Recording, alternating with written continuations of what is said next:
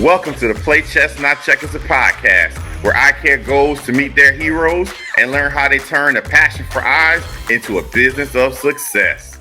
You guys have been asking me about starting this podcast. Well, here we go. Now, before I bring on other guests, I thought it was only fair that I interview myself, that I tell you about my why, that I tell you a little bit more about myself. And I hope based on this first episode, it would encourage you to stay tuned and listen to all the exciting guests that we have planned and we have lined up this season for this podcast. I've been thinking about it for a long time. There are a lot of great podcasts out there, a lot of great podcasts in the eye care space. And I was trying to find my niche, and I was trying to find how was it going to be different and how could I add value? Because I feel like if I can add value to something, then it is a worthwhile cause and it is a reason to do something. And I think it goes down to stuff about my core where I would say I hate being misunderstood. Some people may not like something, but I hate when it's being misunderstood. And I think if people understood people and they knew where they came from and they knew their history, they would understand, because I feel like past situations is really what dictates future success. And things that you've been through is going to put a filter on your eyes and the way you view and the way you see things. And because of things that have been through in my career, it jades me in a different way and it gives me a different outlook on certain things. And I feel like I want to tell the world, and you guys listen. Hopefully you enjoy. Hopefully you learn something about me. And here we go. My first thing I wanted to tell you was, why did I start the podcast? I started the podcast because I feel like there were questions that weren't being answered. I feel like there were questions that weren't being asked. I feel like the missing link in eye care is not that we do not have the enthusiasm for new things. It's not that we do not have the enthusiasm for new technologies. It is that we struggle with the integration. We struggle with the implementation of things, because once I get the idea, the concept that, hey, this is what I want to bring to my office, but how? How do I bring it? How do I integrate something? How do I change my office for the better? And I think by interviewing some people that we're going to have on the show, we're going to learn how these other great doctors have found ways to integrate, have found ways to elevate their practice and their businesses. So I'm excited. I have some great guests. I got some surprises in store, so stay tuned. We got some great people that haven't really been interviewed by others before, and some that have been interviewed, but I'm going to ask some different questions, as I've listened to a lot of their content, because I personally consume a lot of podcasts. So I've listened to how they've been interviewed before, and I'm going to try and find and put a different spin on asking the questions, and maybe we can learn something different about each other. So just to get a little bit about me, I was born in Trinidad in the Caribbean. So if you take the Caribbean, you take the Florida, Bahamas, all the way down, the last island in the Caribbean is Trinidad. It's right off the coast of Venezuela, if you think of South America. So that's where I was born. I moved to the United States when I was 8. And I still have accent. I just don't use it when I'm at work or at conferences. I just do it tune on and off. And I just choose to not talk like that, but I can. I enjoy when I get to go home. My friends make fun of me because when I come back for the first couple of weeks, I talk with an accent. It's not something that just happens when I touch down in Trinidad and I smell the doubles and the curry and the roti. All of a sudden, the accent comes out. So, I'm hoping to get an invite to the Caribbean Optometric Association conference. And if anybody's watching from there, I want to come and teach a course in Trinidad. So hopefully I get an invite one day. But yeah, that's on my list. But yeah, I was born in Trinidad, and I grew up in Broward, pretty close to Nova. But I went to Stranahan High School down in Fort Lauderdale, and I definitely enjoyed my time down there. Then I went to University of Florida. Go Gators! Yeah, national champions right now in basketball. We're going to hope for football coming up pretty soon. But yeah, graduated there, got a degree in health education and behavior with honors. Love it. Don't take those accolades away. Work hard for those things. And then I was deciding on what school I wanted to go to, and I said, you know what? I've been in Florida And this weather the whole time. Let me go try something different. And I took my talents to Southern College of Optometry in Memphis, Tennessee, and got to experience that. And that was a great experience. Actually, I got to learn a lot. Got to learn a lot about myself. I got to learn a lot about people from a lot of different walks of life. Got to learn a lot and experience Memphis. And I did a year in Nashville. Um, so I got a lot of different cultures, a lot of different experience. They call it Nash Vegas for a reason. And because I was there for so long, I would agree that is Nash Vegas. Definitely is a fun and exciting place to be. Definitely enjoyed my time there, and have a lot of great friends and friendships that I still talk to this day from SEO. So shout out to everybody from SEO. Tune in, comment, like, share, belief with the podcast. Um, but I'm gonna take you a little further back. Before SEO, before University of Florida, I was a kid that was just interested in a lot of things. I loved animals. I still like animals to this day. Love to go zoos and all that kind of stuff. But because of that, everybody was like, "Oh, we should be a veterinarian." So I'm like, "Okay, let's go be a veterinarian." So I volunteered at a vet clinic uh every Saturday for like 2 years, from like 9 to 1. My mom would come pick me up by lunchtime, and thought I was going to do that, but then I realized I like my animals. I didn't so much like other people's animals, because my dogs didn't bite, but other people's dogs did. I had dogs, I had birds, the parakeets. I had hamsters. They used to have babies, and I would sell them back to the pet store. They'd give me $1 a piece for them and resell them for $5. I learned business right there really quick. I had turtles. I had a lot of different animals. Fish. I had the big fish tanks, with the Oscars and catfish and all that stuff in there. I had a passion for animals. But then I decided, you know what, I can like animals for myself. I don't necessarily want to go to vet school. So I go to University of Florida, trying to figure out what I want to do in this world, trying to figure out what I want to be. And they're saying, "Oh, you're a big guy. You should think of physical therapy." So I'm like, "Okay." So I do what I always do. Let's go volunteer. So I volunteered a vet's office. I did the vet's office every Saturday again, 9 to 1, for about a year. This time I tried to speed up my timeline there a little bit this time. And after a year, I didn't really like that the physical therapist was only writing stuff down, and then the assistant was actually working with the patients. And I'm like a more interactive, engaging kind of person. So I was like, nah, I want to actually do the hands-on. I don't want to just do the paperwork. I don't like paperwork like that. So the last day of my internship there, the the physical therapist says, "Hey, you asked me what I liked about my job. What you didn't ask me is what I don't like about my job." I said, "So," he said, "Well, if you can put up with what I don't like about my job, then you found the right profession for yourself." And I'm like, "Well, why you didn't tell me that before?" He said, "I ain't gonna turn down free labor." So yeah, so I left that. I remember going to my optometrist office probably a couple months later when I was back home, from UF, during one of the breaks. I think I was about 21 at the time. And the optometrist was talking to one of his business partners, and he was like, "Hey, I don't have any patients in the afternoon. How about we go play around the golf? At least 9 holes." He said we could get through at least 9 holes. And I'm sitting there, and I had been wearing glasses and contacts since I was 5.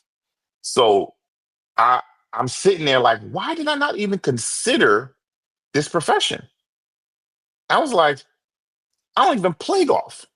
I got some golf clubs in my trunk because I'm telling myself I'm going to play. Maybe I'll go play today. But I don't even play golf that often. And I just got intrigued by being able to control my destiny, being able to control my day, about what I did for the day. And I was able to combine business and fashion. I like fashion, I like to dress up, I like to look nice, business and healthcare, and I like to help people.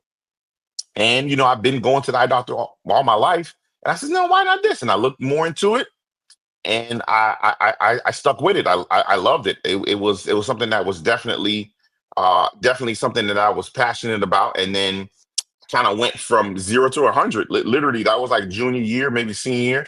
By senior year, I was the vice president of the Pre-Optometry club. I was meeting all the schools, and I was in. I decided. I said, "Oh, this is what I am meant to do." So I kind of went through that different trajectories, and then now, after graduating, I didn't realize all the things that optometrists can do.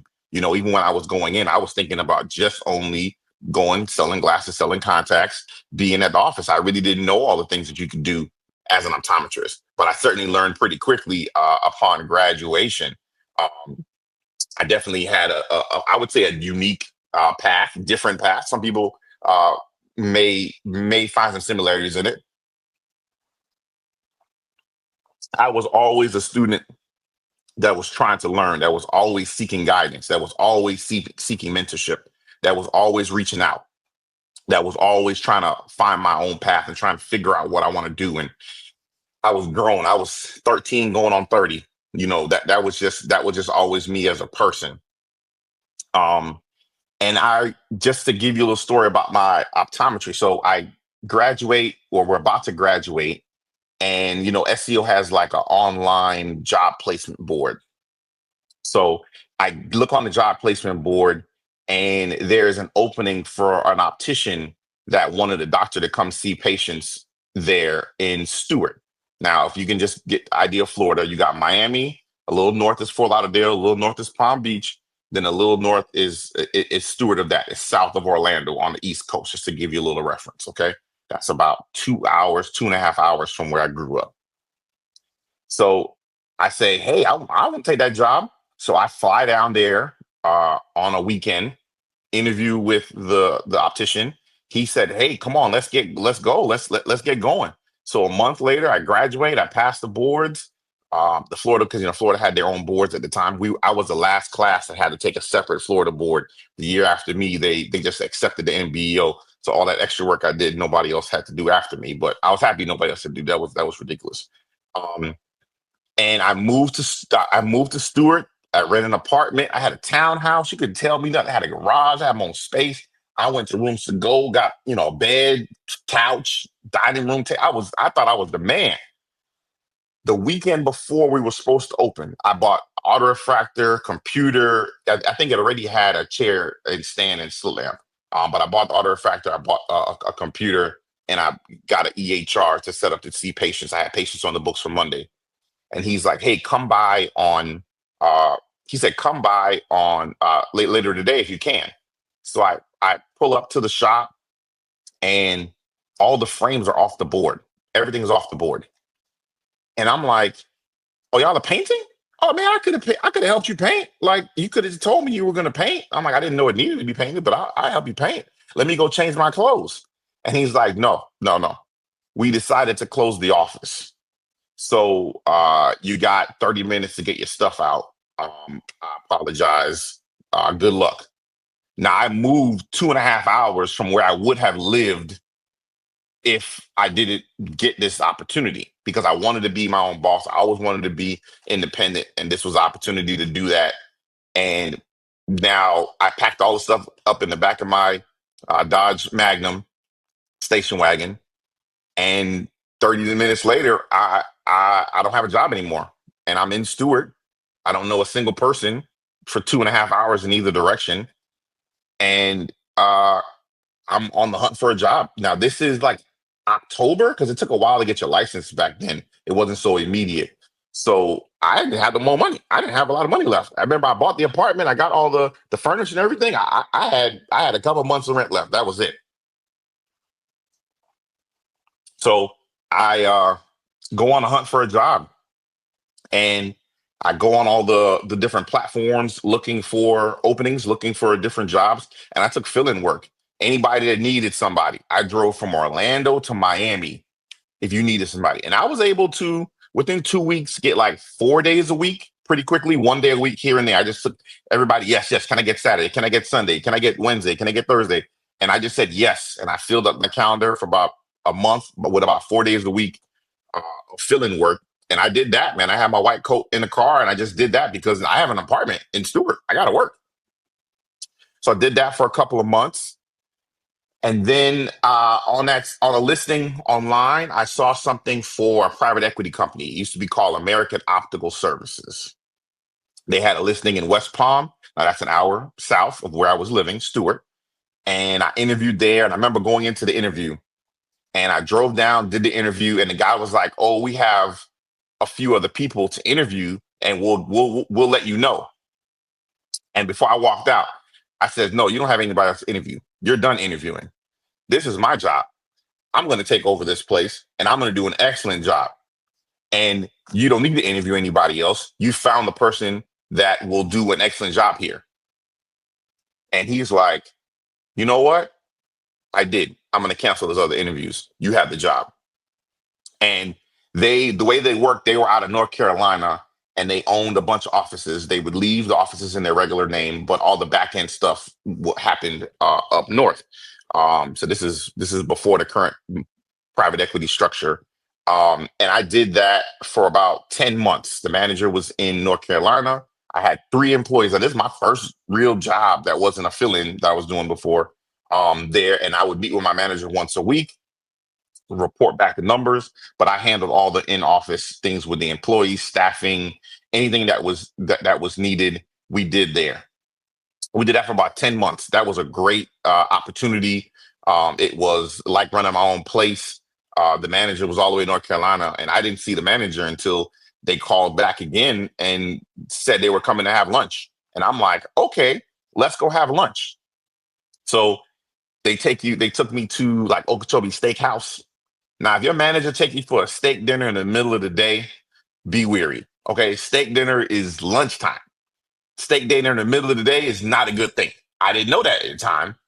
I do now because that's a full meal. You don't you can't be on a full stomach go back to work. You need a light meal for lunch. Um, and the manager's like, "Hey, you've grown the office 30% over what it was last year, but we've decided to close this location. We're rearranging things in our portfolio, and we're closing this location." They were like, "You could buy it, but you had to tell me within 7 days or something like that." And I was like, "I just graduated. Like, I can't buy a practice." Um, what they didn't know is that I was buying a townhouse at the time because I wanted to move closer because the drive was taking me it was taking me an hour each way. So I was buying a townhouse. I literally was closing on the townhouse maybe the week after that. Um, and so they're telling me that the office is going to be closed, uh, and I'm going to be without a job. And I'm buying a townhouse. Now, if you know buying a house, you need to have proof of income, blah, blah, blah. Literally, the last day that we were open, they called to confirm, right before the closing, they called to confirm employment. Uh, and the staff answered truthfully. Dr. Ramsey does work here because I still was working there. And I was able to get the townhouse. And literally, that was like the last day we were open. And then I closed right after. So then I was without a job again. No fault of my own. Nothing I could have did about that. And I was back to doing fill-in again. So then I did fill-in again for another bunch of weeks, maybe 2 months again, all the way through, I think, to the end of the year. 4 days a week, Orlando to Miami. Sometimes I went to Fort Myers too, fill-in. I did that. Now I got to work in a bunch. I got to work in dozens of offices all around South Florida. I got to see the way people operate. I saw things that I like. I saw things that I didn't like. I wrote them all down. And I said, "Hey, I'd have my office set up like this. I would have it set up like that. I would hire this. I would bring this frame line in. I would get that equipment because I like that lamp. I like this." And I was able to absorb that because twice in 1 year, I was on the road. Then I got a job working in lens crafters in Stewart, and I worked there for about a year. But at that time, now I'm back in Stewart where I used to have the townhouse, but now I live in West Palm again, an hour away. But the only job I could have got was back in Stewart where I just left the townhouse. So I just left the townhouse, and now I closed on the townhouse in West Palm, but the job is back in Stewart around the corner from where my old townhouse was. But I had already closed on the other townhouse. So now I was back driving an hour in the opposite direction. Um, and I did that for about a year. And then I left and got another job in Palm Beach at another commercial place, and was able to be in the same city as where I was living, which was great after a year. I did that for about 2 years. And then while I was working there, another optician asked me to be the optometrist next to them. This time that worked out for about 2 years. So I did 4 days at the commercial place and I did 2 days at my own place. So so I was working 6 days a week, like 4 days at the commercial place, 2 days at my own place. I did that for about 6 days a week. I think Monday and Thursdays I was at my place, and then Tuesday, Wednesday, Friday, Saturday I was at the commercial place. I had Sundays off. I did that for about 3 years total, working at the commercial and working at my own place. And the patients kept asking me, "Hey, doc, I like your eye exams, but I want funkier glasses. I want different options in the optical. I want the experience to be the same that I'm getting from the eye exam to when I go in the optical. Can you please open your own place? Can you please open your own place?"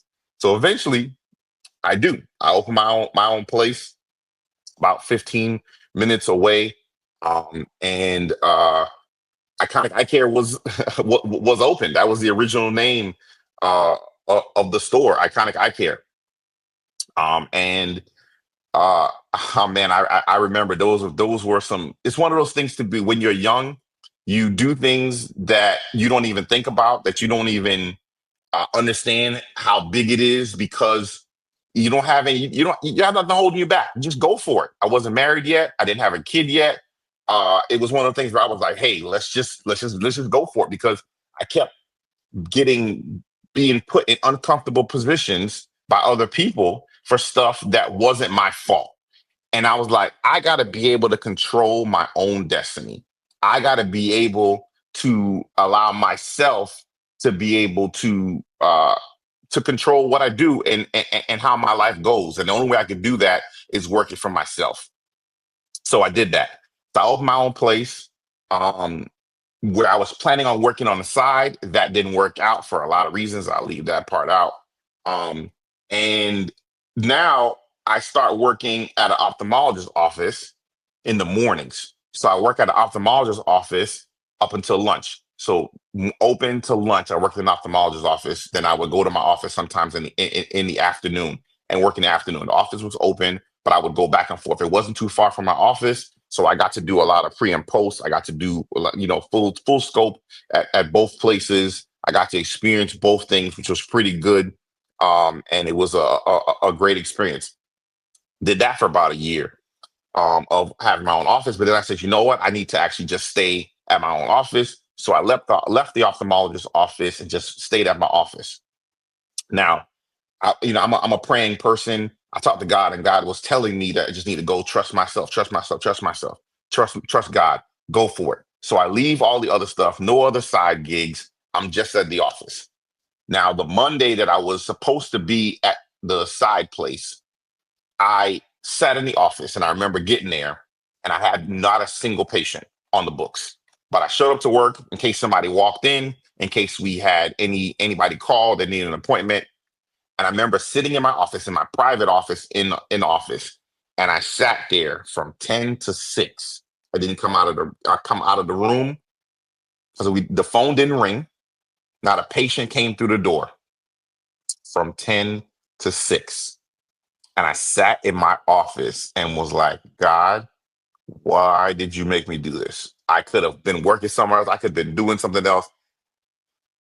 And that same day, the place that I was working on the side, what the commercial place was like, hey, I didn't find anybody. Do you want to come back and just work until you get busier?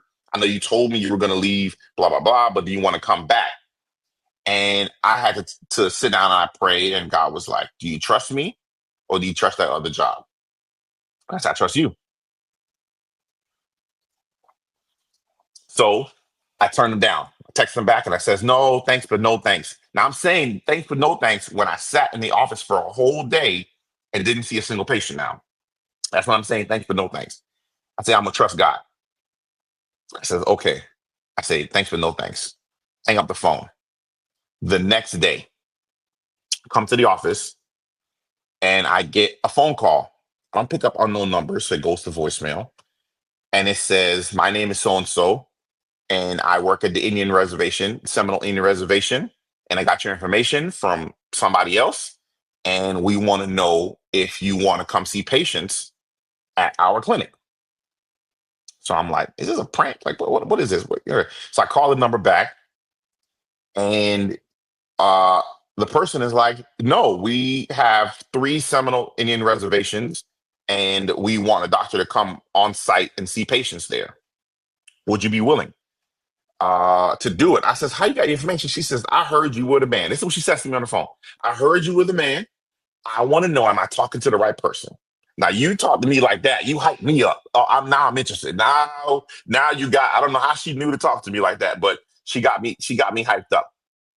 And I was like, "Yes, to send me the addresses." I looked the addresses up. They're about an hour and a half to 2 hours each way to go to these reservations: Big Cypress, Brighton, Clewiston, Hollywood. So about an hour and a half to 2 hours each way. So they give me a number. They're paying me to come out there. Plus, I'm getting to see the patients and they get to buy products. But I have to bring the glasses. I got to bring the contacts because at that time I didn't have it, the contact lens cases. I had to bring the glasses. I got them to put up the equipment in the offices. So I had a chair, stand, slit lamp, visual field, and a fundus camera at each of the locations, which was wonderful. But I had to bring the glasses and I had to bring the other equipment and I had to bring my own staff. So at this time, I had a little small car, so that wasn't going to work. So I had to borrow my wife's car. So I borrowed my wife's car. Every Monday, I went to three different locations. I had one Monday, I was back at my office. So I took two staffers with me, left one staffer at the office, took two staffers with me, and we drove together an hour and a half to 2 hours each way. So that's 4 hours of driving every Monday, plus 4 hours of patient care, and then an hour of lunch. So it was a long day. I didn't get back till late in the evening, unpack all the glasses that were on the shelves. Those are the glasses I was taking, the glasses that were on the shelves into little cases and drive to these reservations. We saw patients there. I did that for 3 years, from 2017 to 2020. It stopped during COVID. I get a call, COVID, everything. We feel like, COVID's coming from the outside. It's not at the reservation. So we stop people from coming in. We can save the people and save their lives. So I understood that that stopped abruptly, and then no more going to those Indian reservations anymore. But that was a blessing. It was great. It was a lifeline for my practice. It was good. Now the patients actually come to me, so now they drive the hour and a half, 2 hours to see me, and I still see those patients at my office. A lot of them, quite a few, which has been a blessing. But I was doing that for 3 years. Um, and yeah, that was truly a blessing for me and for the office, and I got to have some great experiences with that. That stopped, um, and then now I had to refigure out how my office ran and functioned and flowed. And then now COVID, you're figuring out all the crazinesses of COVID, and then I really start doing more speaking because I had the time in the schedule now. So people came up to me and was like, "Hey, would you mind speaking for our company? Would you mind representing our brand? Would you mind doing this? Would you mind doing that?" So now I don't have that on my schedule because it was really tiring doing that every Monday. By Tuesday, I was really shot in the office. I wasn't really good until Wednesday, Thursday, Friday, because it was a lot of driving every Monday. So now I stopped doing that. I started now speaking. I'm speaking for a bunch of companies. Doing that, that's great. Then I get a call. "Hey, we want a doctor to do a research study for us, and we heard about you, and we thought you would be a great option to do a research study. Research study is in Miami." So no longer have the Indian reservation. This is like 2021 beginning. So this is like right after that. I got figured the whole office out and do that. I did that research study. It took about 6 months, 5, 6 months. Did the research studies, um, and was able to participate in a research study. That was really, really good with Dr. Trattler. I was a sub underneath him and was able to do the research study. That was another, feather in the cap, as they would say. to be able to do that, and it was great. I did that on Fridays. I drove to Miami, driving, hustle. Always, I never, never turn anything down and never back down from a challenge. Um, but yeah, I did that in 2021. And then now the office is just growing, the office is maturing, the office is changing over time. And now I'm at the point where I'm figuring out, instead of saying yes to everybody else, I'm saying, what does Adam want? Right? What does Adam want to do? Instead of taking phone calls from other people, I'm calling out. And it's a blessing and a position to be in, to now being figuring out, okay, how do I want to deliver care? How do I want my office to grow? Because now we're Socialite Vision at this point. My office has changed. We're no longer Iconic Eye Care for a lot of reasons. Now we're Socialite Vision, and I rebrand and rename and refocus. And now the office is focusing on headache and migraine therapy. Now we're focusing on dry eye and myopia control. We're focusing on a lot of advanced contact lens procedures. We got a lot of funky different glasses. I've had the opportunity to go to Mito in Italy. If you've never been, yeah, I would challenge you to attend. It's a great conference in Milan. Uh, I've been to all the Vision Expos and SECOs and AOAs and NOAs and all of the different things, and being able to expand my horizons of what we're able to offer, what we have been able to do at the office, and it's truly been a blessing. And now we're in 2025, and I really see the office growing. We maybe want to get a bigger office. Do we I added an associate, Dr. Charlton Butts, at my office. He's there. He's there while I'm recording this podcast right now, which has been a blessing in being able to grow the office so that now when I'm not there, the office is still being able to see patients, which is great. And being able to grow to add an associate. That's one of the things that I'm like, okay, you're not really a real true business until you can make money when you're not there. When I'm still having to be there to make money, then that's not a business. I'm just self-employed. So growing to be actually feeling myself being an entrepreneur and a business owner has been a blessing. Where we see myself in the future, I think I may want to open another location. I don't know. I'm really looking. I got to look for the right opportunity. I got to look for the right situation. Definitely, the office is growing. We're kind of bursting at the seams on my current location. So we're gonna see what's gonna happen there in Palm Beach Gardens, and definitely want to see what's gonna happen in the future. But you got to stay tuned. You got to stay tuned. Now I am married, and I have a wonderful wife, and Chrissy Lee Ramsey, and she's an engineer in her own and accomplished in her own right. And I love having somebody on my arm that walks next to me, that walks with me. And it has been a true blessing of my life to have somebody that backs me up and understands me and shows me love and compassion. And we have a beautiful daughter. If you follow me on social media, you get to see our beautiful daughter, Layla. Um, and she is smart. She's intelligent. She's witty. She has some of the best qualities of both of us, which has been great. And being a father is a totally different thing. It changes you in a way that you really don't understand. It makes you the hustle that you have inside of you when you have to provide for somebody else, even when you're tired, you find a way to push through. And yeah, it's truly been a blessing. Socialite Vision has taken off and went to new heights, and I'm excited to see what it's going to be in the future. And one of the last things I wanted to share with you, and one of the questions I'm going to ask a lot of the guests, so if you listen to this, you'll know what I'm going to ask you in the program is, what would your younger self tell you?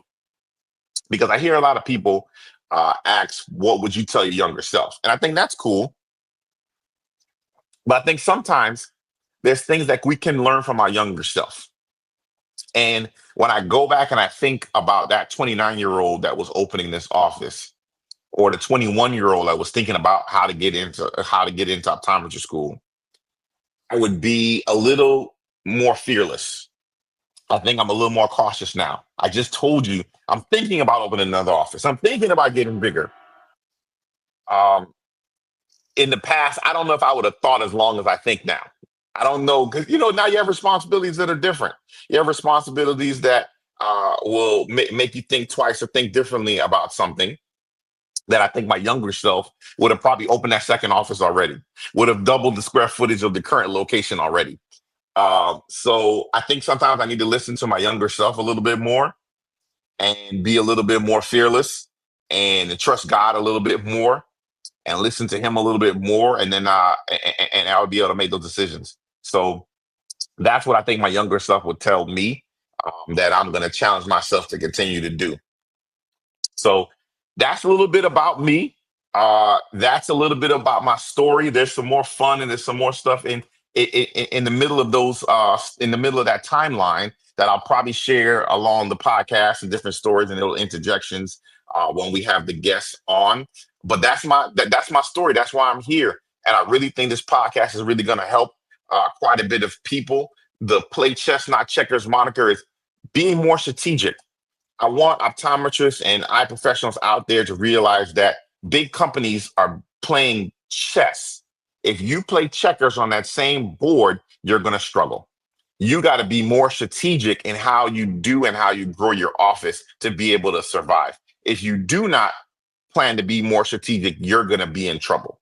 You're not going to survive. It's going to be very difficult to thrive in this environment that we have now that we have in eye care. So, I want to do my tip the hat moment. So we're going to do a tip the hat moment on every episode. And I would be remiss for not doing this as my first tip the hat. My tip the hat moment goes to my friend, Dr. Daryl Glover. I remember when I saw you on social media, honest, I saw you online. He lives in North Carolina, doesn't live near me. And I said, I love what he's doing. I love how he's representing himself. I love how he's carrying himself. So I reached out to him. I said, hey, man, keep doing what you're doing. I love everything I see about you. If I see you at a conference, let's not be strangers. Let's connect and engage. And that's what I said at the beginning. A couple months later, me and him are together at Transitions Academy, and the rest is history. We've done great and amazing things in this eye care profession, and we have so many more great things to do in the future. But my tip the hat moment goes to you, sir. You have been a champion for eye care. You've represented yourself as a father and a husband exceptionally well. I love seeing how you interact with your kids. I love seeing how you interact with your wife. I love seeing how you challenge yourself at work. You challenge yourself with all of your different businesses. And I told you I wanted to start a podcast. And you asked me, am I going to be serious? And I said, yeah, I'm serious about what I do. He says, okay. He says, I think you have the passion for it. And he gave me the blueprint. You showed me how to do it. And you've never been a gatekeeper for anything that you've had or you've been able to do. You shared knowledge on your podcast. You shared knowledge on the phone. You shared knowledge. You introduced me to people when we were out at conferences. People have called me Derek Glover more times than they probably call me Adam Ramsey at some of these conferences. So my first tip the hat and my first moment that I want to shout out will be to you, sir. I thank you for everything that you're doing. Keep doing what you're doing. It does not go unnoticed, and keep being an amazing person. And I'm going to end this podcast asking, if you made it to the end, then can you like, subscribe, and share this podcast with a friend? That's all I'm asking. It's a free knowledge that we're going to be sharing. Can you like it, subscribe, hit the notification bell? And if you have not bought the book right here, you can get it on Amazon. You type in Dr. Adam Ramsey or Play Chess Not Checkers. You can get the book. It teaches you how to open your office. So if you're working at a commercial place, if you are working for somebody else and you want to know, how do I take that leap into private practice ownership? The book walks you through how to do it. If you're in optometry school or you're in undergrad and you think private practice is something that you want to do, get the book on Amazon. It's a quick read. I even did an Audible for those that want to just listen. Like I like to listen to stuff. You can record the Audible. So my ask of you today is like, subscribe, share, buy the book, and tell a friend. And that is it for episode 1 of the Play Chess Not Checkers podcast. I thank you so much for staying to the end. I love you guys. Listening, thanks for tuning in. I hope you learned something today that you can take back to your business, take back to your practice, and change the lives of your patients today. Now, if you love what you heard and love what you saw, download, share, like, and subscribe. Tell a friend about the Play Chess Not Checkers, the podcast.